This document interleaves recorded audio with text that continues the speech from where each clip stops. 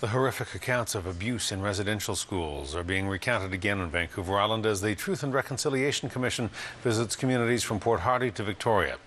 It stopped in Campbell River today, where residential school survivors recounted the emotional, physical, and sexual abuse they endured at the hands of the church and the government. The stories are being heard and documented as part of the federal government's apology to the First Nations people. As CTV's Gord Kurbis shows us, the stories shared today were graphic and again disturbing.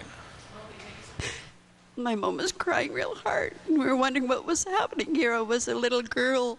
Another day and more troubling testimony to the Truth and Reconciliation Commission. This time, a survivor who remembers the day she was forcibly removed from her parents.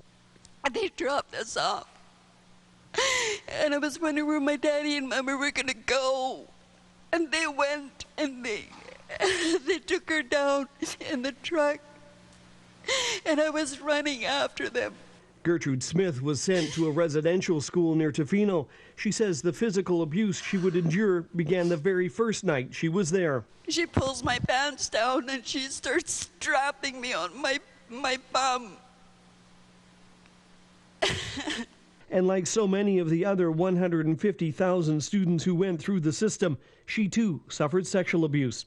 And I knew when I walked into that room, I'm only 6 years old, and she forced me to do explicit stuff to her in the Each story, which brings tears to the eyes of those in the audience, is also being recorded for future generations, as well as being streamed over the internet. Commissioner Marie Wilson says the world is watching a dark chapter in Canada's history being retold. These are not small losses. These are deep, deep childhood traumas. What are we providing for people who had such trauma when they were little tiny children who have had that untreated and unattended for decades? As one of only 3 commissioners in the proceedings, Wilson has already bared witness to thousands of testimonies, with countless more to come. But for her, is what the government does after the testimonies that she's concerned about. The question will be, who's there tomorrow?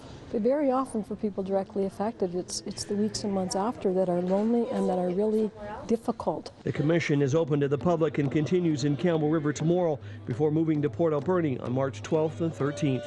Gord Kurbis, CTV News, Campbell River.